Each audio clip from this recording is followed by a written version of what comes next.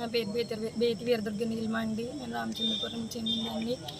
News ఛానల్స్లో ఏదైతే spread అవుతుందో అదంతా ఫేక్ న్యూస్ అండి. నచ్చింది మరి వాళ్ళు స్ప్రెడ్ చేసుకుంటున్నారు. జరిగింది ఏంటంటే, నేను బీటెక్ థర్డ్ ఇయర్ చదువుతున్నప్పుడు జీ లక్ష్మి దుర్గ అనే ఆవిడ చేత పెళ్ళిళ్ళ పేరమ్మ ఆవిడ మ్యాచ్ ఒకటి తీసుకొచ్చిందండి.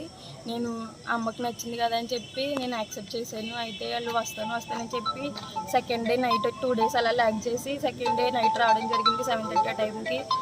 ఇంకా అమ్మ లేదు కదండి, అమ్మ వచ్చే వరకు వెయిట్ చేయండి అంటే ఎవరు వెయిట్ చేయలేదు. పెళ్లి ముహూర్తం అయిపోతుందమ్మా, అమ్మకి అంతా నచ్చింది, అమ్మకి మేము ఆల్రెడీ మాట్లాడేసామంటే ఇంక సరే అమ్మకి ఇష్టం కదా అని చెప్పి నేను యాక్సెప్ట్ చేసేసాను. అయితే వాళ్ళ సైడ్ నుంచి వచ్చిన పంతులు గారు ఏమన్నారంటే, ఎంగేజ్మెంట్ అయిపోయిన తర్వాత రేపే పెళ్లి పెట్టేసుకోండి, అబ్బాయిలకు బాగా నచ్చిందంట అని చెప్పి అన్నారు. కానీ అమ్మాయిలో ఒక అమ్మాయి అండి, అలా ఎలా పెడతాము, అందరినీ పిలుచుకోవాలి కదా అని చెప్తేని మా సైడ్ పంతులు గారి నుంచి September 6th మ్యాచ్ అయితే ఫిక్స్ చేశారు. September 2nd ఏంటంటే బోనం వేసుకుని పెళ్లి కూతురు చేయడం అవన్నీ అనుకున్నాము.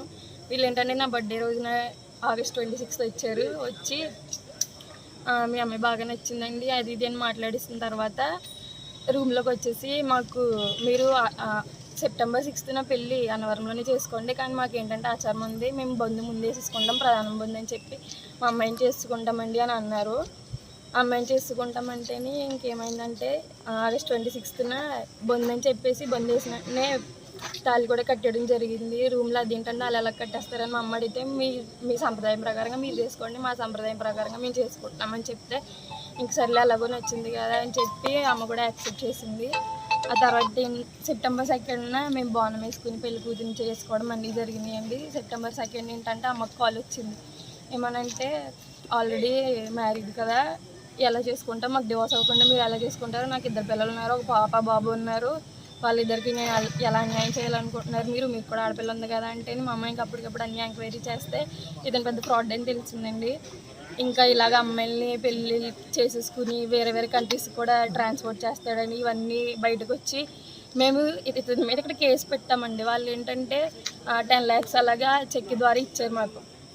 అంటే పిల్ల బాగా నచ్చింది కదా, ఇంకా అన్నీ మేమే చూసుకుంటాం అన్నట్టుగా వాళ్ళు ఇచ్చారు.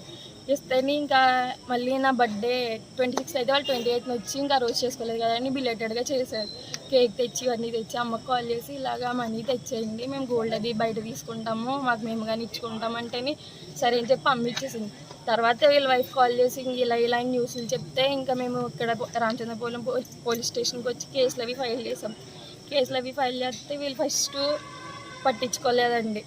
అంటే ఆ రోజు నైట్ వచ్చాము, బాగానే మాట్లాడారు. కానిస్టేబుల్ ఒక అతను ఉన్నారండి, జిఏ మల్లికార్జునరావు అని చెప్పి ఒక అతను ఉన్నాడు. ఆయన ఏంటంటే ఆడపిల్లలు 10 దాటితే ఇక్కడ ఉండకూడదమ్మా, అర్జెంట్ ఇక్కడ నుంచి వెళ్ళిపోండి అని క్యాకులు వేసేస్తే సర్లే అలాగే ఇంక అన్నీ మాట్లాడేసుకున్నారు కదా. నెక్స్ట్ డే మార్నింగ్ వచ్చి ఇంకా తేల్చేసుకుందాం అన్నట్టుగా మాట్లాడిన తర్వాత నెక్స్ట్ డే మార్నింగ్ వచ్చిన తర్వాత వాళ్ళు ఇక్కడ ఏం తేల్చుకోవట్లేదు, కోర్టు చేసుకుంటాను అంటున్నారు. వీళ్ళు కోర్టులో తేల్చుకుని అంటే సరే చెప్పి ఇంకా అలా అన్నీ తిరిగామండి. ఎస్పీ ఆఫీస్కి, అమలాపురం ఎస్పీ ఆఫీస్ కానీ, మళ్ళీ జనసేన పార్టీలు కానీ తిరిగామండి.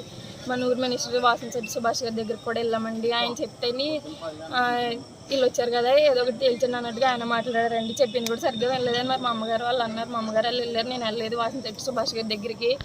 ఆ తర్వాత ఇంకా అలా 2 years అలా గడుచుకుని వచ్చేసింది. కాకినాడ దగ్గర ఊరు ఉంటుంది కానీ జనసేన ఆఫీస్కి వెళ్ళింది.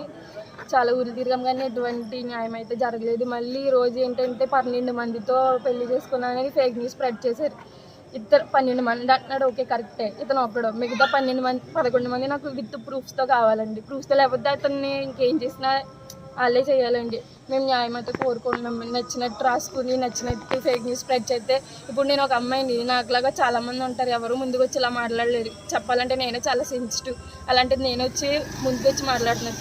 ఇలా అతను ఎంతమంది జీవితాలను నాశనం చేస్తాడండి. నాకైతే న్యాయం కావాలండి. 11 మంది విత్ ప్రూఫ్స్తో కావాలి. ఎవరైతే చెప్పారో అవన్నీ నాకు విత్ ప్రూఫ్స్తో చెప్తే నేను వాళ్ళు చెప్పింది ఖచ్చితంగా చేస్తానండి. ప్రూఫ్స్ లేకుండా నోటుకు వచ్చింది రాసి ఎడిట్లు చేసి చేస్తే మాత్రం నేను అసలు తట్టుకునేలేదు, ఎంత దూరమైనా వెళ్తానండి. ఇప్పటివరకు ఇంత అలా వచ్చాను, నెక్స్ట్ కూడా ఎంతకు మించి ఎంత దూరమైనా వెళ్ళగల శక్తి నాకైతే ఉంది. నేనైతే అసలు గివప్ అనేది ఇవ్వదలుచుకోలేదు. సో న్యాయం కోరుకుంటున్నానండి మీడియా ద్వారా. ఏ మీడియా అయితే ఫేక్ న్యూస్ స్ప్రెడ్ చేశారో వాళ్ళే ఇది కూడా చూపించి ఎవరు ఏంటనేది విచారించి న్యాయం చేస్తారని కోరుకుంటున్నానండి. Thank you so much.